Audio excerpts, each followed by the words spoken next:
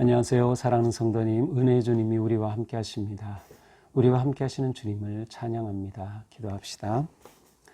하나님, 오늘도 새날 주심에 감사합니다. 오늘도 주님의 음성에 귀를 기울이며 저희들의 삶이 말씀을 따르는 복된 삶 되게 하여 주시옵소서. 예수님 이름으로 기도합니다. 아멘. 네, 오늘 말씀은 잠언 18장 13절부터 마지막 24절까지입니다. 제가 읽겠습니다. 사연을 듣기 전에 대답하는 자는 미련하여 욕을 당하느니라. 사람의 심령은 그의 병을 능히 이기려니와 심령이 상하면 누가 그것을 일으키겠느냐. 명철한 자의 마음은 지식을 얻고 지혜로운 자의 귀는 지식을 구하느니라.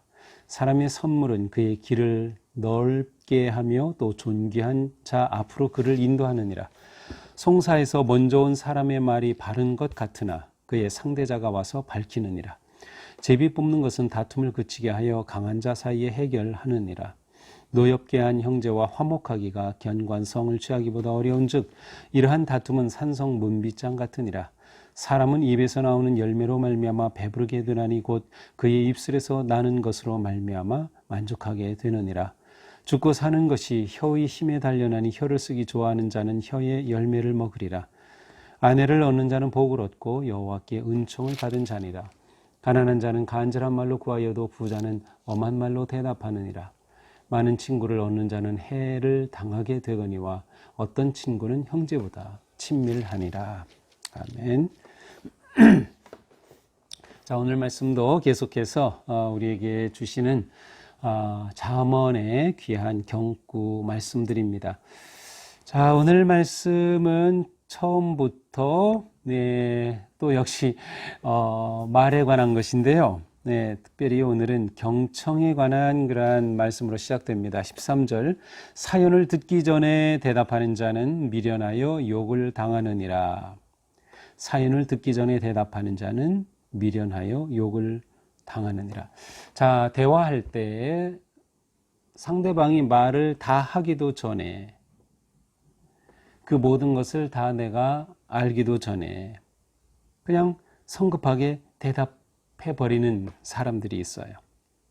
우리도 종종 그럴 수 있어요. 왜냐하면 내 생각이 있고 내 주장이 있고 내가 이걸 꼭 말해야 되겠다 하는 그런 상황일 때는 상대방이 말하는 것을 귀담아 듣기보다는 빨리 말 끝나기를 기다리는 경우도 있죠. 자, 그런데 이렇게 하는 사람은 미련해서 욕을 당한다. 욕을 당한다는 것은 수치를 당한다, 망신당한다, 불명예스러워진다라는 말이죠. 자, 소통에 있어서 아니면 언어 생활에서 듣기는 매우 중요합니다. 이게 경청이 굉장히 중요하죠. 사연을 듣기 전에 경청해서 알기 전에 대답하는 것은 오히려 우리 삶의 불명예와 수치를 가져올 수 있다는 것이죠. 우리의 소통이 어려운 것은 주의 깊게 경청하지 않기 때문이요. 다 듣지 않고 성급히 말하기 때문입니다. 다른 사람이 말할 때 내가 말을 자르는 습관이 있나요? 이것은 바른 의사소통의 방법이 아닙니다. 아무리 내 마음이 조급해도 끝까지 들어주어야 합니다. 경청의 바른 자세가 바로 그것이죠. 자, 경청이 이렇게 중요하면서 동시에 말하는 것도 굉장히 중요하죠. 오늘 본문에서는 이제 또 다른 구절 17절에 이런 말씀이 있어요. 송사에서는 먼저 온 사람의 말이 바른 것 같으나 그의 상대자가 와서 밝히느니라. 자, 이것은 법정을 배경으로 하는데 거기서 사람이 막 변호하면서 무슨 말을 하거나 증언으로 무슨 말을 할 경우가 있어요. 자, 그런데 처음에는 이 말이 바른 것 같아요. 그런데 다른 사람이 또 와서 증언하는 걸 들어보면 그것이 제대로 거짓인 게 밝혀진 경우가 있다는 것이죠. 자, 여기에서는 우리가 말할 때에 바른 말을 하는 것이 아주 중요하다는 것을 보여줍니다. 공의로운 사회에 공의로운 법정이 되는 것은 아주 중요한 일입니다. 그런데 이것이 바른 말에 의해서 세워져 간다는 것을 생각하면 우리가 말을 바르게 하는 것이 얼마나 중요한가. 그렇게 하는 삶이 모여져서 이 사회를 이루고 공정한 그러한 나라를 이루게 되기 때문이죠. 그래서 우리는 언제나 바른 말 하기에 힘쓰고 또 그렇게 늘 바른 말 하려고 애써야 하는 것이죠. 자, 또 20절에 이런 말씀이 있습니다. 사람은 입에서 나오는 열매로 말미암아 배부르게 되나니 곧 그의 입술에서 나오는 것으로 말미암아 만족하게 되느니라. 자, 사람은 입에서 나오는 열매로 말미암아 배부르게 된다. 말이 우리 삶에 미치는 영향이 아주 크다는 것을 알 수 있어요. 어떤 말이 나오고 어떤 말을 듣느냐에 따라서 우리가 만족하고 행복해질 수 있다는 거예요. 배부르다 하는 것은 아주 행복하다는 의미가 담겨 있어요. 따라서 그 입에서 나오는 것으로 말미암아 우리는 만족한 삶이 될 수 있다. 그래서 우리가 말을 잘 해야 돼요. 서로가 서로에게 말을 잘 해주는 것이 굉장히 중요합니다. 말이 이렇게 엄청난 힘과 효과를 가지고 있죠. 21절 말이 가지고 있는 그 궁극적 힘을 이렇게 강력히 표현합니다. 죽고 사는 것이 혀의 힘에 달렸나니 혀를 쓰기 좋아하는 자는 혀의 열매를 먹으리라. 사람이 죽고 사는 것이 혀에 달렸다는 겁니다. 말에 달렸다는 거죠. 그렇죠. 말 한마디가 우리를 살릴 수도 있고 말 한마디가 우리를 죽일 수도 있습니다. 말이 이렇게 엄청난 힘을 가지고 있어요. 근데 여기서 재미있는 것은 죽고 사는 것이 혀의 힘이라고 되어 있는데 힘이라고 하는 단어는 원래 힘이 아니고 손이란 단어예요. 그러니까 혀의 손입니다. 물론 힘을 나타낼 때 손으로 이렇게 힘을 표현하기도 하죠. 근데 여기서 손은 이렇게 강한 힘뿐만 아니라 돌보고 만지고 보살피는 것을 포함합니다. 따라서 사람의 혀에서 입에서 나오는 말이 누군가를 돌보게 될 때 그것이 또한 살리는 말이 된다는 거예요. 말은 단지 죽고 살리는 힘을 가지고 있는 것 자체가 중요한 것이 아니라 그 말을 어떻게 사용하느냐가 중요하죠. 그런데 돌봄의 손길과 같이 말을 사용하면 그것이 살리는 말이 되고 정죄와 비난과 상대방을 무시하는 그런 말을 하게 되면 그것은 죽음을 가져온다는 것입니다. 결국 우리의 삶은 말에 달려 있습니다. 심지어 말은 형제 간에도 아주 중요합니다. 19절이죠. 노엽게 한 형제와 화목하기가 견관성을 취하기보다 어려운즉 이러한 다툼은 산성 문빗장 같으니라. 자, 노엽게 한 형제. 여기서 형제는 꼭 혈연의 관계뿐만 아니라 아주 가까운 친구 또 동료를 의미할 수도 있어요. 따라서 가까운 사이에 또 형제 간에 화목하기가 너무나 어렵다. 어떤 경우 노엽게 한 경우 그 말에 분노가 배어 있어서 상대방을 노엽게 하고 여기서 노엽게 한다는 것은 상처와 고통을 입혔다는 뜻이. 그래서 그러한 말을 할 경우에는 그것이 얼마나 깊이 박히는지 화목하기가 어렵다. 어느 정도 견고한 성문을 딱 막아놨어요. 그 여는 게 불가능하죠.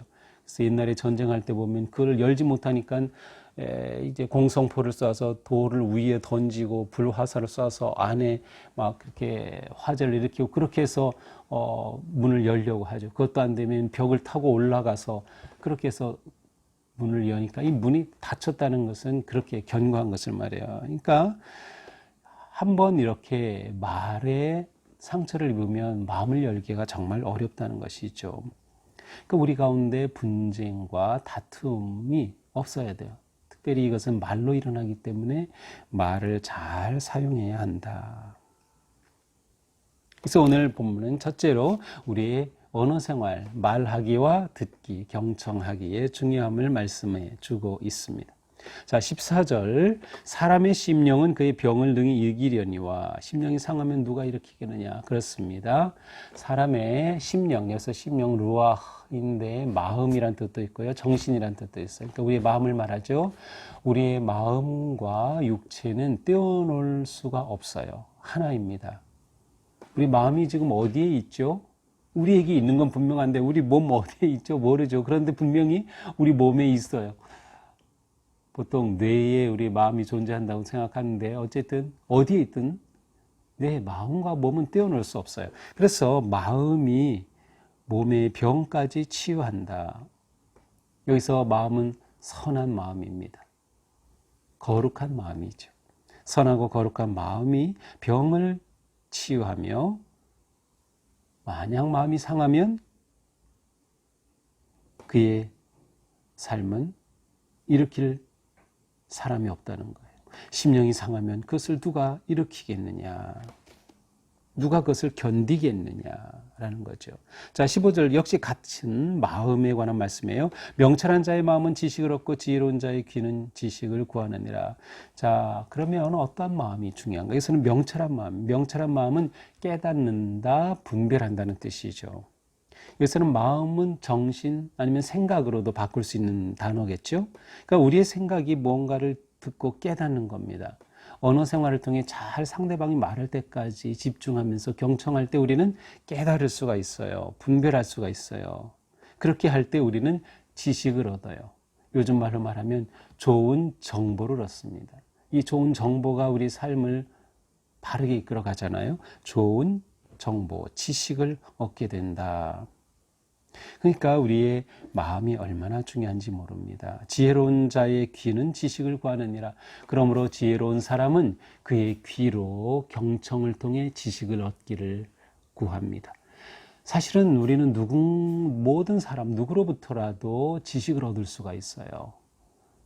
꼭 우리보다 더 많이 배운 사람, 학식이 있는 사람, 그런 사람이 우리를 가르치는 것이 아니라 우리는 다른 사람, 누구라도 다른 사람으로부터 경청할 때 배울 것들이 많이 있습니다.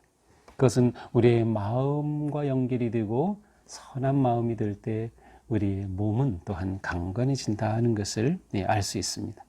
자, 16절. 사람의 선물은 그의 길을 넓게 하며 존귀한 자 앞으로 인도한다. 자, 이것은 실제적인 세상의 모습입니다. 선물을 잘하면 그 선물로 인하여서 그의 인생길이 막 열려지기도 하고요. 인간관계가 막 좋아지기도 하고, 그래서 존귀한 자 앞으로 그를 인도하느니라.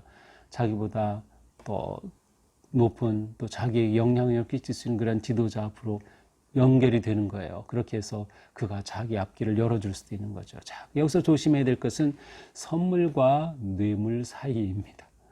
선물과 뇌물을 구분한다는 것은 결코 쉽지 않아요.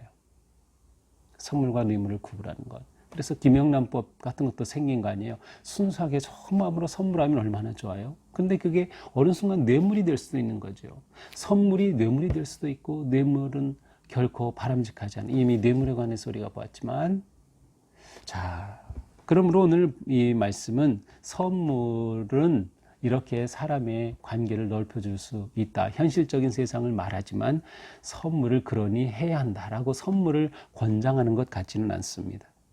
선물과 뇌물의 사이는 애매하기 때문이죠. 순수한 마음과 사랑으로 하는 선물은 정말 우리를 즐겁게 하고 만족스럽게 합니다. 이런 선물은 우리가 자주 해야 되겠죠. 할 수 있는 한 하는 것이 좋아요. 하지만 뇌물이 될 수도 있다는 점을 생각하면 우리가 선물도 바르게 해야겠구나 하는 그러한 마음을 가지게 됩니다. 18절 제비 뽑는 것은 다툼을 그치게 하여 강한 자 사이에 해결하느니라. 자, 구약 성경에서 제비 뽑는 것은 하나님의 뜻을 결정하는 방식이기도 하였습니다. 하나님께서 구체적으로 우리에게 말씀을 주시기도 하지만 하나님의 뜻이 무엇일까가 분명하지 않을 때 그들은 제비 뽑기를 통해서 이것은 하나님의 결정이구나 라고 받아들였던 것이죠. 아마 제비 뽑기는 지금도 우리에게 때로는 유익할 것입니다. 이렇게 제비 뽑기를 함으로써 필요 없는 분쟁, 갈등, 다툼 이런 것들을 다 없앨 수가 있는 거예요. 제비를 뽑을 때 그 결정을 하나님이 주신 거라는 그런 믿음으로 하는 것이죠. 최종 결정 방식으로서의 제비 뽑기는 사실 우리 삶에서 때때로 적용할 수 있는 그러한 좋은 결정 방식이 될 수 있을 것 같습니다. 22절 아내를 얻는 자는 복을 얻고 여호와께 은총을 받는 자니라. 자, 아내를 만나면 행복한 만남이다. 아내를 만나면 행복을 만난 것이다. 이러한 뜻입니다. 이것은 그 부부 가정을 복되게 묘사하는 그러한 표현이죠. 요즘 젊은이들은 결혼에 대해서 별로 이렇게 생각도 없고 혼자 사는 것에 익숙하거나 아니면 그렇게 또 살려고 하는 사람들도 많이 있어요. 근데 결혼은 하나님께서 주신 행복한 삶의 아주 중요한 영역입니다. 결혼은 하나님이 주신 행복의 길이다. 그래서 여호와께 은총을 받은 것이다 라는 표현을 사용하죠. 23절 가난한 자는 간절한 말로 구하여도 부자는 엄한 말로 대답하느니라. 자, 이것은 현실적인 모습이에요. 부자들의 모습이죠. 부정적인 모습입니다. 가난한 자가 부자들에게 간절하게 요청을 하고 도움을 구하지만 부자가 엄한 말로 대답한다. 그냥 냉정하게 끊어버리는 그런 모습입니다. 아마도 이 말씀은 부자들에 대한 가르침으로 주신 말씀 같아요. 이것이 우리가 살고 있는 세상의 모습이 아니냐? 하지만 내가 하나님의 사람이라면, 내가 그리고 부자라면 너는 가난한 자들에 대해 선대해야 한다. 가난한 자들을 도울 수 있는 그러한 거룩한 부자가 되어야 한다라고 주시는 말씀으로 저는 받게 됩니다. 24절 마지막 절입니다. 많은 친구를 얻는 자는 해를 당하게 되거니와 어떤 친구는 형제보다 친밀하니라. 많은 친구를 얻는 자는 해를 당하게 되고, 친구를 많이 가지고 있으면 그만큼 좋은 친구도 많을 수 있고 나쁜 친구도 많을 수 있어요. 그래서 친구를 얻는 자가, 많은 친구를 얻는 자가 해를 당하게 된다는 것은 이 세상에는 나쁜 사람, 좋은 사람이 다 섞여 있다는 것이에요. 그래서 친구 많다는 것 자체가 그렇게 행복한 것은 아니에요. 좋은 것도 아니에요. 정말 좋은 건 뭘까요? 소수라도 좋은 친구를 두는 것이겠죠. 좋은 친구를 두는 것. 그것은 또한 우리가 역으로 누군가에게 내가 좋은 친구가 되어주는 것이 또 중요합니다. 누군가에게 내가 좋은 친구가 되어주는 것. 자, 이 세상에는 좋은 사람, 나쁜 사람 많이 있다. 부자들도 좋은 부자, 나쁜 부자 다 있는 거죠. 이런 상황 속에서 우리는 좋은 친구, 좋은 부자, 선하고 바른 그러한 관계를 세워가는 삶을 살아야겠다 하는 마음을 가지게 됩니다. 자, 오늘 말씀을 보면서 우리는 하나님께 우리에게 경청의 지혜 주시기를 구하는 마음으로, 그리고 오늘 우리가 누구를 만나든 이야기하든 경청이라고 하는 것을 좀 생각하면서 주의 깊게 집중하여서 마음으로 듣는 겁니다. 내게 듣는 귀를 주옵소서. 요즘 제가 2주 전에 경청에 관해 설교를 했는데요. 바로 그 경청을 구하는 마음으로 오늘 하루를 사는 것이죠. 또한 바르고 행복한 관계를 세우기 힘쓰라. 가족 간에, 또 친구, 이웃, 직장에서 누구의 성도와의 관계 속에서 누구와도 친밀하고 바른 행복한 관계를 세워가기에 힘써야 한다. 그것을 위해서는 우리의 언어 생활이 조심스러워야 한다 하는 것을 또한 알 수 있습니다. 자, 말에는 생명이 있습니다. 그러니 우리는 이 말에 힘이 있다는 것을 알고 내가 늘 살리는 말을 할 수 있도록, 돌보는 말을 할 수 있도록, 그리고 사랑의 말, 격려의 말을 하는, 축복의 말을 하는 그러한 삶으로 계속 선택하고 결정하면 우리의 말이 우리의 삶을 또 그렇게 행복하게 세워갈 것입니다. 오늘 또 우리의 삶이 주님 은혜 안에서 복된 삶 되기를 축복합니다. 기도합시다. 하나님, 오늘도 주신 말씀을 저희가 가슴에 새기겠습니다. 그리고 그렇게 살도록 힘쓰겠습니다. 우리의 말이 선하고 살리는 생명의 말 되게 하여 주옵소서. 또 우리가 잘 들을 수 있는 귀도 허락하여 주시옵소서. 관계를 소중하게 여겨서 화목의 관계를 추구하며 다툼과 상처와 분열의 말을 하지 않도록 저희들의 말을 지켜 주시옵소서. 예수님 이름으로 기도합니다. 아멘. 네, 오늘도 주님 사랑 안에서 우리 삶이 복되기를 축복합니다. 사랑합니다.